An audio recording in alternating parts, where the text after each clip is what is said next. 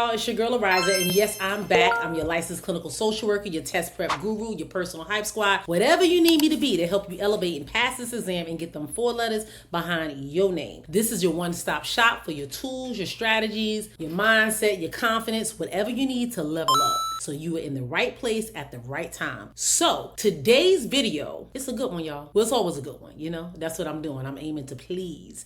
And it seems like it is working because you guys are coming in by the dozens, by the hundreds now. We're in hundreds, well over the hundreds, 200s, 300s in the community. Please make sure you join the community if you have not. So many people have been reaching out to me. I have a lot of you emailing me, finding me on Psychology Today, searching me on Google, trying to find a way to contact and connect with me. If you go to, actually, I'm going to share my screen and show you guys this real quick. So bear with me. I'm going to show you really quick how to find all my information, and I'm going to put the link right here so you can find it. It's not a problem you guys finding me the way you do, but it's kind of like mixing my businesses together, and sometimes it gets confused and you can get lost up in that sauce. So let me just show you the easiest way to find your girl and how you can connect and how you can find all the things you need to do so you can be successful in your test prep journey and get exactly what you need to be and get direct access to me so I can help you in that process. All right, so here your girl is back. This is my YouTube channel. So whatever you watch or whoever you see is going to pop up on your home screen on YouTube. But I want you to go right here to where it says search and put LCSWVIBES vibe. Boom! Here we go. Look, when you pull up LCSW vibes, look at that. You see the subs, you can see the information, and you see all the videos,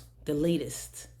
And if you keep going down, you guys will be able to see some posts. This is for my members only though, so you guys won't have access to that unless you're a member of the actual channel. Yes, because if you go to the channel and actually click on LCSW Vibes, you'll go to the actual channel. Right here where it says join. Sorry, it does say that for you guys. Join. And these are actual members of my YouTube community. And they're special to me. I'm gonna be real, because I have a free community, the YouTube channel is free, all of this content and game that I'm throwing, but there's some people who decided to really just warm my heart by just taking it an extra step and saying, you know what, I'm gonna join your channel because it's really been helping me elevate and get to my game. So yes, it's like $9.99 a month. And what I do for these people is a little bit special. I'm jumping on there. I'm gonna start doing some lives, answering questions and kind of helping them with content and understanding certain concepts that might be a little challenging for them. Totally different than my coaching community, but I gotta show them some love. So they're gonna, get some access to me doing that. I poll them on questions like what videos they want to see and they would like to have. I'm giving them some cheat sheets and content so that even if they don't, this is really for the individuals like, look, I'm vibing with you. But I don't like the community thing. It's a bit much. It's a lot going on, but I still want to have access to you. This is a good way of doing it. Or, hey, I'm in the community. I'm in your course. I'm doing your boot camp. I'm doing whatever you throw on my way because you helped me elevate and get to another place. And this is just a little way that I want to say thank you. That's another reason why people join this channel. So I'm going to start giving these individual shout outs. You can kind of see as I go here, I can click on it. And this is me looking from the outside in, but I'm going to actually start calling these people out, giving them their props and, just appreciating them throughout my videos. So please be looking out for that. You guys are going to be getting some spotlights. But this is pretty much how you can get all my videos. Because some people say, I watch every video you did. I'm like, I got 80 videos. You watch all 80? No, I don't think so. But there are 80 videos and they go back. Any topic or anything you want to know, you could also go here and search somebody's actual channel and search a video. So like if I wanted to do like ethics, I'll search ethics and then all my videos on ethics will pop up. Bam! Look at that. Did y'all know that? See, I'm teaching y'all something. So anyways, this is a quick way to kind of have access and know how to fully utilize the channel. And then look right here, community. This is the free, look, boom. You click on that link right there and it's going to take you where? To the community. Absolutely. This is the community. This is where it gets on and jumping. And right now we're at 373 members and we less than a few months in. So we are really getting it in. So this is pretty much just a quick overview of the community. So just make sure that you take some time in your day, and while you're watching this video, you can pause it right now since I'm doing all the talking, and some of you are already part of the community, but if you're not, just pause it real quick and just join. If not, you can click on this. It says 5 links, and this is all about my channel. This is how to get community. This is my website.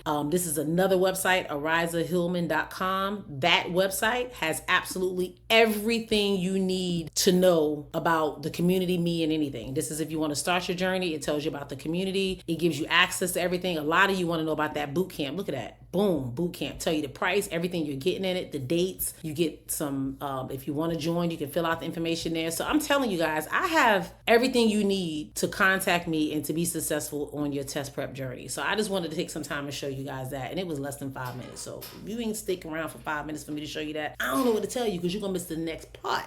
And the next part is what I know you've been waiting for and why you stuck with me this long. Yes. So I'm going to go ahead and share my screen. I just wanted to share that with you for a little bit. I'm going to go ahead and share my screen. And in the process of me sharing my screen, I'm going to tell you what this video is about. As I shared, I did the video on ASWB buzzwords. That video really took off, and I realized that you guys like this information given to you in a simplified way, so you can really kind of like break it down, understand it, digest it in easy parts, where it's not so like convoluted and just so much stuff and you're like, oh, what does these terms mean? So that is absolutely why I chose to do this video. Let's see, without further ado, it's called the LMSW, and I know it's a lot of LMSW people here with me too. So it's the LCSW and LMSW must know terms. So it's similar to the ASW buzzwords and some other videos I did, but these are just some must know terms part 2. And what I'm gonna do is just share my screen this time, because no, your girl don't got a cheat sheet. So if you only stand for the cheat sheet, just go ahead and leave right now, because I ain't got no cheat sheet for you. But these slides are gonna be everything you need, where you can just take some pictures and see them, and then voila, you have your cheat sheet. Or write them on your note cards. You know how we do. We do note cards around here. So real quick, LCSW, LMSW must know terms. Let me go ahead and go to some advanced clinical and reasoning terms. Now, if you are taking your LMSW, some of these terms might be a bit much, but I've been speaking to a lot of you guys individually, and I know your plan is to elevate and take your LCSW. You understand that that's the game changer, and that's going to elevate and take you to places you never thought you could absolutely go. The LMSW is amazing, it's great, and that's a wonderful start. But if you're in your career, this is something you want to do long term, and you have at least 10, 15 more years in your field, then, you know, before you retire, or if you are getting ready to retire and you feel like there's something else you want to do after retirement just to kind of make some extra money, that is something you might want to do, work towards that LCSW. So these are some terms and some things that you just absolutely have to know as a licensed professional. So these are the terms I'll be going over today. The first one is insight. Yes, insight. I know you guys have heard this term, and I know you guys know what it means, but I'm gonna kind of explain it to you. It's a client's awareness of understanding their own behavior. So when I'm talking to an individual, or I'm talking to a client, sometimes I'm amazed at how much insight they have about their own life, their relationships, their circumstances, their situations, because people really know what be going on in their lives and what's happening. So when they're able to show that they have some insight, it allows you to realize and reflect in whatever role you're in, if working with this individual,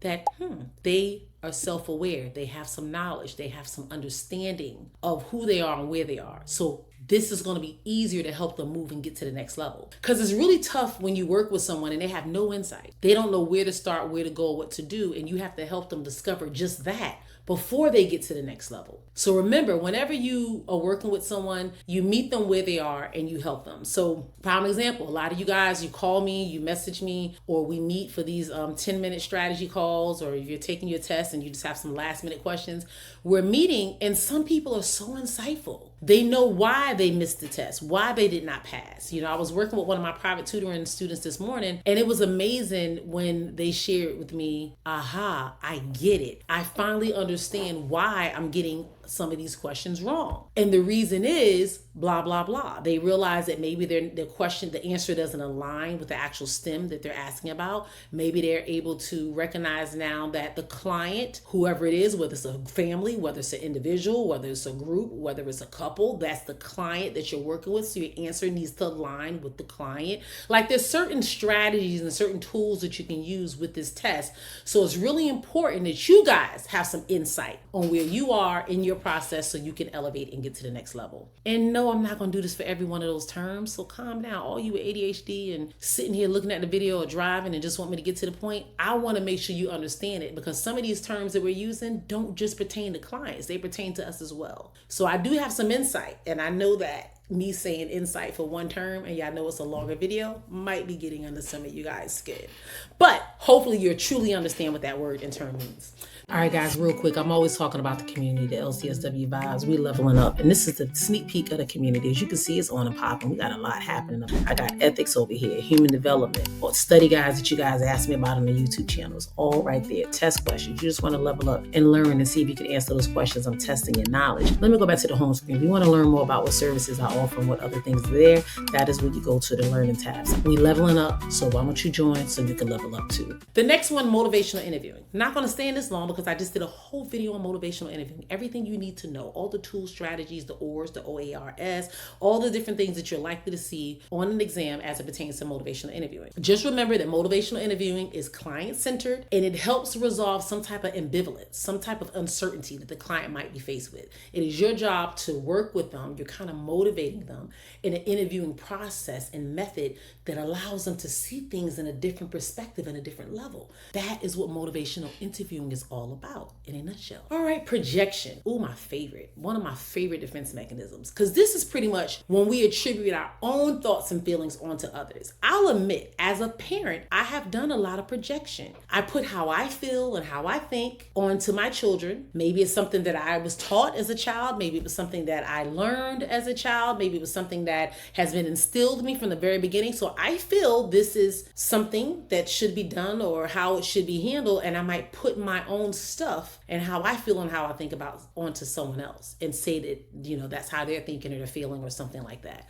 So that is projection. I like to look at it as like we are a projector. This is the projector here. And I'm looking at the projector and whatever I'm feeling or thinking is being projected outward. It's being put out on the outside of me. So onto someone else. That's the easiest way to explain it. Number 4, displacement. That's shifting your feelings towards a safer target. So say, for instance, the common example you're likely to see on an exam or a test prep question or questions that I've used in the past is that a man comes home from work, he's stressed, he's overwhelmed, and the dog's there and he takes his foot and he kind of like kicks the dog or like pushes the dog out the way. He is displacing his anger towards his job, his work, his boss, his financial situation, his circumstances, whatever's going on in his life. Those feelings that he has, he's shifting it onto someone that he feels a little bit, that is less threatening. So maybe it's going home and fussing at his wife or complaining about something or being argumentative because he feels more comfortable and safe in that space than doing that with his actual boss or with a coworker. So that is pretty much what that means when you have displacement.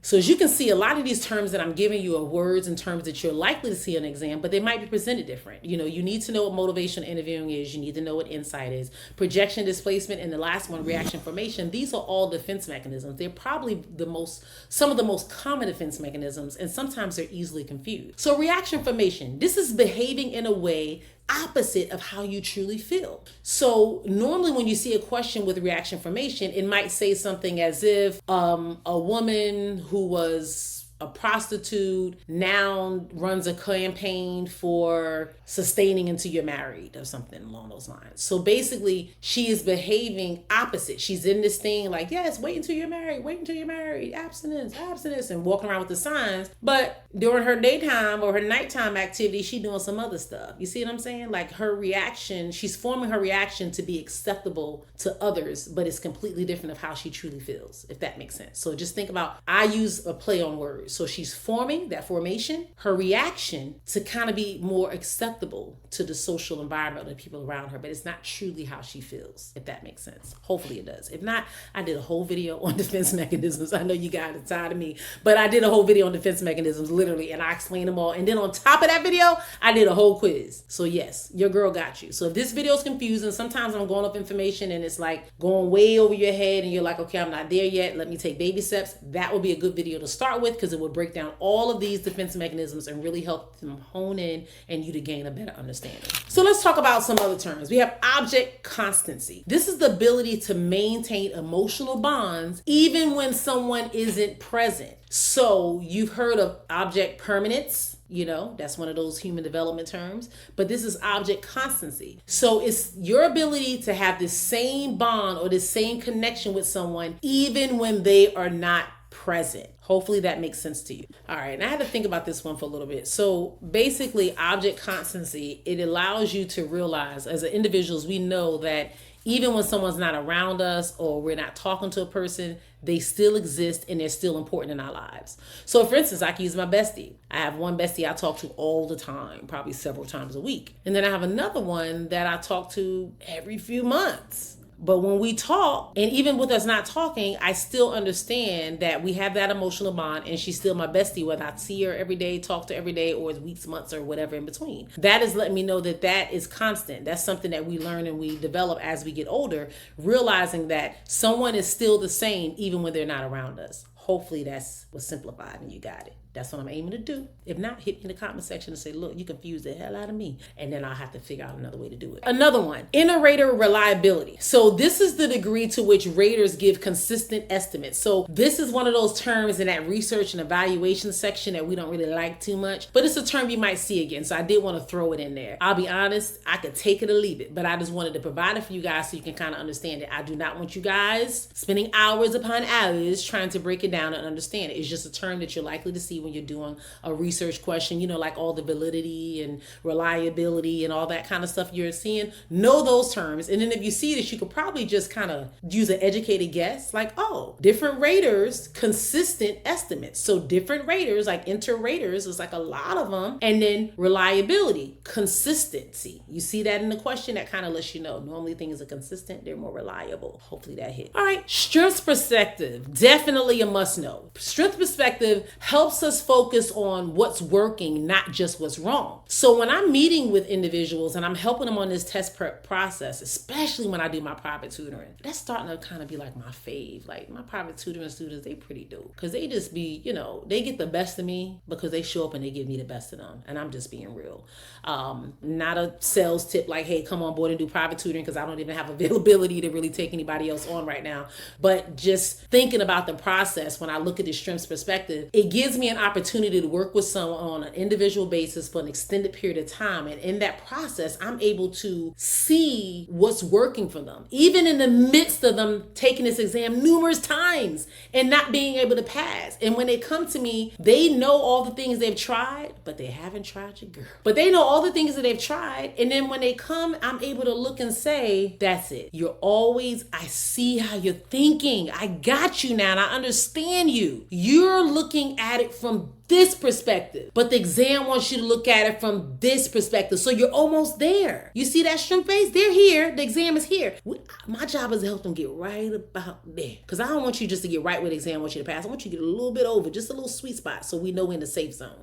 And that's pretty much what a strengths perspectives allow you to do. So when you're working with a client, you're working with an individual, you're working with your child, you're working with your spouse, you always want to identify like what is working, what is good, what is great, where are the strengths? You want to pull from the greatness first. And then focus on how you can continue to make that greatness outshine the things that are not so great. Because a lot of times we do the opposite. We focus on what's wrong and what's not right and all of this and I'm that and blah, blah, blah, that we negate the fact that there's something that we're doing extremely well and something that we have done well in the past that can help us continue to elevate and get there. And that is a strength-based perspective, a strength-based mindset. And as you guys know who work with me, that is everything. Sometimes I say to help put the content in the course up, we're working on mindset for the next few sessions because we got to get your mind right. If this isn't right and you're not able to see the positivity or see yourself or visualize yourself passing, it's hard to do so. So that is why I love strength-based perspective. Psychodynamic theory. Whole video on this too. Whole video. So if you want to, you can just go in the little search bar like I showed you at the beginning, put in psychodynamic theory, and that's going to give you the whole breakdown and more information than you even need to know. All right, but this is the unconscious, how your unconscious drives influence your behavior in your relationships. So a lot of times we do things unconsciously and we don't realize how it impacts who we are, how we are with other people and other individuals in our life. And that is what the psychodynamic theory helps us see and help us do. It gives us some context in that regard. So that is a very popular theory. You're likely to see it in an exam. Not something you want to dig all deep into. I would just focus on the unconscious drives and how it influences those relationships and behaviors. But if you want to dig a little bit more, check that video out. It's going to give you a little snippet and a little bit more detail, well, a little bit more meat, you know? Right now, I just gave you like a slice, but you probably need about 3 or 4 to feel full, and that video is going to do that. So that is what I want you guys to do when it comes to psychodynamic. Hey guys, let's stop by to tell you this. You do not have to win alone. Absolutely not. People in the community are winning each and every day. The proof is in the pudding. Go in the community, it's free. We're throwing down test questions, case studies, the FNBM method, all the details and everything you need so you can succeed. Click the link in the bio and join. You don't need to do this alone. See you soon. But we're going to move on and we're going to talk about some ethics and boundaries. Yes, these are some terms that you got to know. When it comes to ethics and it comes to boundaries, this is something very important. You thought I was going to say hella important, but very important. And I want you guys to focus and pay attention on these terms. So I'm going to pause, let you take a picture of it. You got your picture? All right, let's move forward. Boundary crosses versus boundary violation. I love this. A lot of times when we're working with individuals and even as professionals, sometimes we cross some boundaries, you know? We're not perfect. Sometimes we can cross boundaries and that's not acceptable. It's not right. However, a boundary violation, that's wrong. You know, I don't know if that's a word. You can be wrong or you can be wrong. You know, so there's kind of like levels to this thing. So you might cross a boundary and say something or do something with a client and it might not be great, but it might not cause them any harm. It's not with a malicious intent. It's not anything that's going to be detrimental to the overall relationship or situation that the client is in, hopefully. But if you have a boundary violation, that is typically harmful. You have violated the relationship between you and that client or the situation or the circumstance or whatever's going on that has potentially put you in a place of being harmful to your client or your client in a place of being harmed by you. So that is what you want to think about. There's a boundary crossing and there's a boundary violation. Now, if you like this, go to the comment section and say, hey, ethics, and let me know that you want some more training on this type of topic. And I would be happy to break down the crossing and violation and all the other stuff that comes up with ethics that might be a little confusing at times. All right, client autonomy. We all know it. Client autonomy basically means that the clients can make their own informed choices, even if they're risky ones. Client autonomy is different than self-determination, but very similar when you think about it. These are all ethical terms and things that you must know. Self-determination means a client has a right to determine their trajectory or the way they decide to go, their life path and the circumstances, how they want to handle something. The client's being abused and you're like, oh my God, he's gonna knock out of you. You need to leave. You need to get safety, pass go, don't even take the $200. The client might see it as a place that they feel safe in a place they want to stay. So you just need to inform them on some choices or some ways to make sure they're safe or put in a better circumstance. However, it's not your obligation or your responsibility to pull them out of that. They have the right to decide, to determine where they want to be. That's self-determination. Client autonomy, very similar. The client makes their own informed choices, even if it's a risky one. So they can kind of be used interchangeably, but they're very similar. I can't even explain how to break them two apart, but they're different in the context that you might see client autonomy someplace and you might see self-determination in someplace. They're typically used in a different way and how they're asked questions on the exam. So that is probably the easiest way to explain the difference. Very similar. So if you see them, you're not likely going to see client autonomy and self-determination in the same answer key. But if you have something where a client has the right to choose, make a decision, and it might not be what the therapist or the clinician, social worker, whoever is in the scenario that wants them to take, or might be in the client's best interest, they have the right to choose. You're going to know that the client has autonomy, or you're going to know the client has a right to self-determination. That's the easiest way that you can remember that. Paternalism. Yes, this is imposing professional judgment over a client wishes for their own good. There are some times paternalism. When you think of paternalism, what are you thinking of? Yes, a parent, someone that is in a paternal role. So in that situation, a parent has control over a child. So in this situation, you're not the parent and the client's not the child.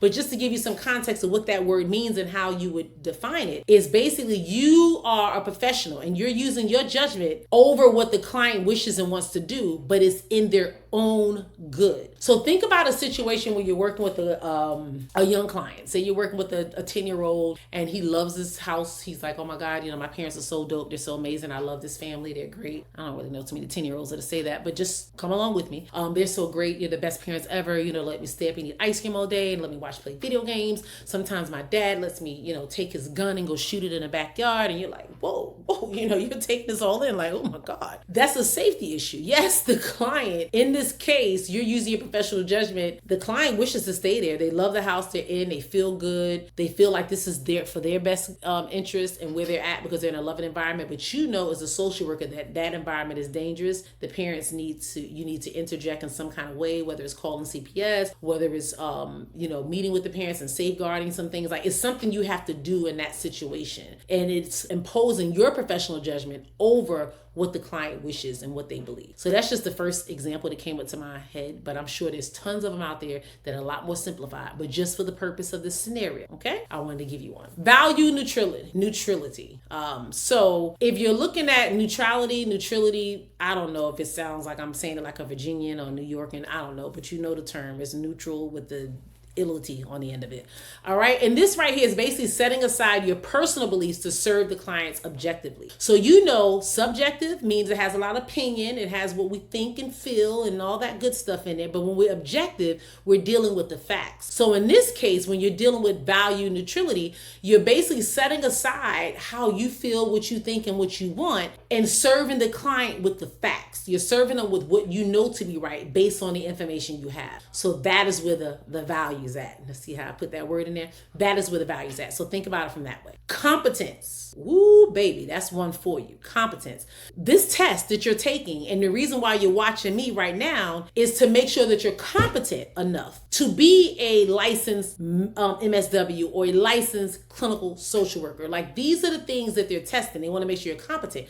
Competent. Only practice within your scope of education and expertise. So when you become an LCSW, you can practice accordingly as an independent licensed person. But until then, you can't do that. And the same thing if you're an LMSW. Once you become an LMSW, you have the opportunity to practice and work in that scope, in that expertise based on the education and the knowledge you have in then. Right now, you guys can't do that. You can practice as an MSW. If you are practicing as an LMSW or an LCSW, it is because you're provisionally licensed, meaning you're not fully licensed yet because you haven't taken your exam, but you're working under someone else's license and they're taking on a majority of the risk. Like I tell my supervisors all the time, I'm liable. That vicarious liability wakes me up every morning and makes me say, my supervisees better be doing right because I got a whole license that I ain't trying to lose with nobody. So they got to make sure that they understand certain things and that they're competent when they're working with clients and individuals based on their scope of knowledge and where they are. And if they're not, they need to be consulting with moi, their clinical supervisor, to make sure that they're elevating and learning and getting to a better place. So that way we can make sure that they're competent, they're growing, and they're getting to where they need to be. We went over a lot of different terms.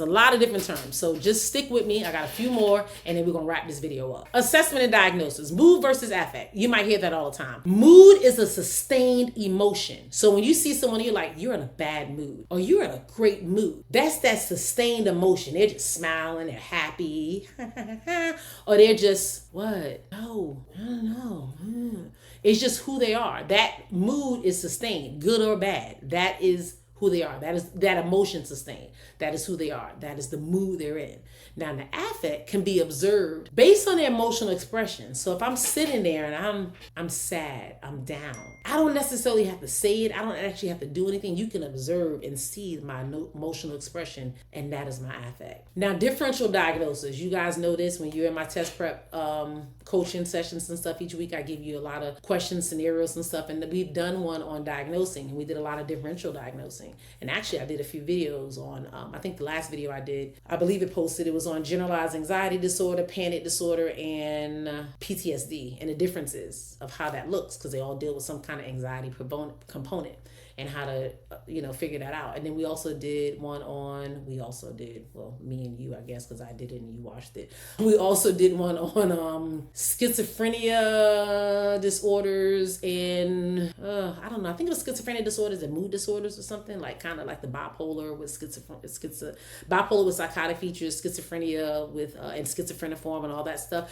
So that's when you really need to know the differential diagnosis. That's when you rule out other diagnoses that have overlapping symptoms. So a good example of that is somebody has psychotic features and they also have some mood instability. My job is to figure out, or your job as a clinician is to figure out, okay, is this person bipolar with psychotic features, or is this person have schizophrenia maybe, or schizoaffective bipolar type, or schizoaffective depressive type, or maybe they're just schizophrenic. They don't have any, like, these are what you do. You have to understand the differences of these diagnoses so you can actually differentiate which is which and which the client most likely has. So that is what differential diagnosis is. neurosis. That's the fun part of being a clinician when you're working with a client. In order to do that, you need to have that DSM though. You need to have that DSM. And then trauma bonding. You hear this all the time. You hear that, oh, that couple's been together forever. I think they're trauma bond. You know, everyone in America uses these therapy terms and they just be throwing them out there, girl, just using them any which way. And trauma bonding is one that I hear people say all the time.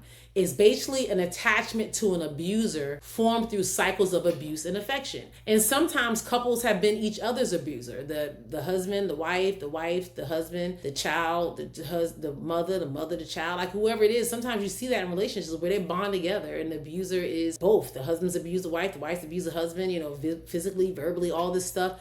Toxic, yeah, I know. I'm not agreeing that this is what it is, but this is just the truth of the matter. A lot of times with trauma bonding, there's some type of an attachment that's formed from the abuser. And you see that cycle of abuse and affection, a cycle of abuse and affection, ups and down, ups and down, ups and down, ups and down. You see it all the time in domestic relationships, domestic violence relationships. So that is something to be mindful of. Psychosis versus neurosis. Yes. Psychosis versus neurosis. Psychosis versus neurosis. Yes. So with that, the information's here, but I'm trying to find a way for you to understand it. So psychosis, loss of reality. Neurosis is distress without delusion. So this person is in a distressed situation, but they're pretty in their right state of mind. That is neurosis. Psychosis, they're kind of not in their right state of mind. They've kind of lost touch with reality. So that is what you want to look at when you see those two terms. It kind of helps you see that. You're like, neurosis, yes, distress, but no psychosis. Like we don't have them having delusions and things of that nature. So that is something you want to be able to look at and understand when you see someone that's dealing with either psychosis or neurosis. Delusion versus hallucinations. Very common. I work with my supervisors on understanding that, and I hope you guys understand it as well. Knowing what a delusion is. A delusion is a false belief. It is a thought. It is how someone's thinking, behaving, believing, and it's not true. Now, hallucination is a false sensory perception. So this is what someone is dealing with the senses. So what I like to do when it comes to hallucinations, I put my five fingers out, and I say all five senses, and I think about it, and those are the types of hallucinations that people have, and it's all dealing with your senses. You have the olfactory. I remember this term because I think of an olfactory having smell, so it's olfactory, O-L, and then the word factory. That is the senses. Like when you have a olfactory hallucination, is meaning like maybe you're smelling something that's not there, you know, things of that nature. That is what someone is dealing with. Then you also know you guys have the visual hallucinations. You have the auditory hallucinations. You have the tactile hallucinations. You're feeling things. They might feel like spiders or things are crawling on them and they're not actually there, you know? So we have the tactile, we have the olfactory, we have the auditory, we have the visual. What's the last one? My mouth is getting dry. Absolutely. Gustatory. That is gustatory. Gustatory is basically a hallucination. A gustatory hallucination is basically when you're tasting something that is not there. That is the fifth sense. So that is why I train people to understand all five senses. So that's another video for another time. I know this video is a lot longer than I intended it for to be. So I want to make sure you had all those assessment tools and everything and understanding. This is the last of the questions. I promise you we're going to go over practice and policy, and there's only 5 of them. So go ahead and stick with your girl for just a few more, like 2 more minutes, and I got you. All right, so practice and policy, the scope of practice. So a lot of times you hear this term, scope of practice, and you're like, oh, what does that mean? The scope of practice. You as a professional, you have a scope of practice, literally. And we're in the social reform. That is the legal boundaries of what we can do in our role. So as an LMSW, as an LCSW, you're going to have some legal boundaries things that you can do and things that you cannot do. That is the scope of your practice. The ability of these things. That is the legal boundary that sits around and says, okay, as an LCSW, you cannot go around this part here. Outside of that circle, you cannot go around. You can do whatever you want in here, but you can't go outside of here. That lets us know the scope of practice. And then interdisciplinary team. This is basically collaborating with other professionals from all different backgrounds. When I worked for an agency prior to starting my own business, I sat in on a FAT team. Amy is a small business owner juggling everything, from marketing to therapy to admin work. She's overwhelmed and struggles to grow her business while keeping up with client communication. Then she discovers Better Client Care, an all-in-one CRM that unifies her inbox, automates follow-ups, tracks leads, handles missed calls, and simplifies invoicing and reviews. With Better Client Care, Amy gets more clients, saves time, ranks higher on Google, and finally enjoys a dream vacation in Bora Bora.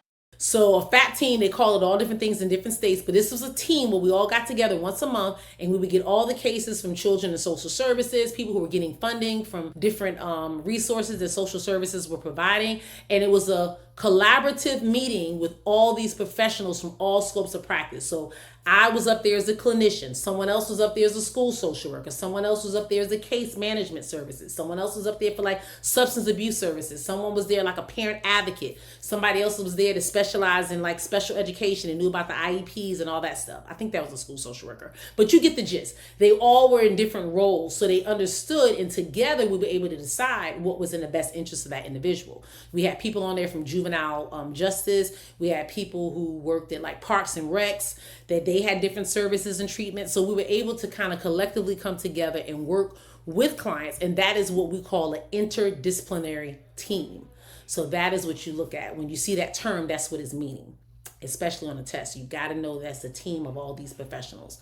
All right, managed care. This is a system that limits the service use for cost control. So I'm in private practice and we have managed care. We have managed care providers all around us. So if I have clients that have Medicaid, Medicare, commercial insurance, all these different things, there's a set limit on how many times we can see a client. I can't see my outpatient client every day of the week for an hour session, but seeing them maybe twice a week for an hour might be great. And then I might need to titrate. That's the term we use to let us know we kind of go down a little bit as they improve, and maybe see them once a week and then every other week and so forth. This is what managed care is all about. It makes sure that we're not abusing the system and they're putting limits on how much we can use certain services. Utilization review, or UR. Majority of companies have it. I'm sure you guys have a UR department. That is pretty much a department or a team or a review process in which we ensure that the services are necessary and efficient. So for instance, for my practice, I have a clinical supervisor, a director of clinical services. And what she does is she manages all the charts. She's looking at all the documentation and she's like, Billy has seen his client 6 times this month. That's an increase. Normally he sees them every week or every other week, 2 to 4 times a month, but 6 times is a lot. We need to ensure that these services are necessary. Is he seeing him too much? And what's happening to make sure, to ensure that we are being efficient and effective in the treatment. Maybe he was hospitalized and he was just discharged. So it lets us know that, hey, you probably do need to see him a little bit longer. So that is the best example I can give you guys for utilization review. And last but not least, you guys stuck with your girl again for another one. But you have increased your vocabulary with over 20 new words that you're going to be able to recognize on your LCSW or LMSW exam, or at the very least in your practice, in doing your documentation and writing and talking and all that kind of stuff. You have elevated your knowledge after this video with some terms that maybe you knew, but you didn't quite know. So now you can simplify it and teach it and educate those around you. So make sure you're doing that. For sticking with me to the very, very end, I know I got one more word to go in, but before I go with this last word, I want to make sure that you guys have joined the community. And if you haven't joined the community, at the bare minimum, just join my page, the YouTube page. I get teary-eyed and emotional when I start talking about it because you guys are just showing your girl so much love and you have no idea how much I appreciate it. Like I'm all in on you guys. Like I spend probably 75% of my week on building content, developing stuff, knowledge. So when people join the community and they ask for more and ask for more, ask for more, and you haven't joined the channel or maybe brought a $10 ebook or something, like it doesn't do me any difference whether you do or not, but just be mindful of the information you're giving. Because I have so many people that come to me and say, oh, I've done this course. So I don't really have any money to invest, but can you tell me how to blah, blah, blah?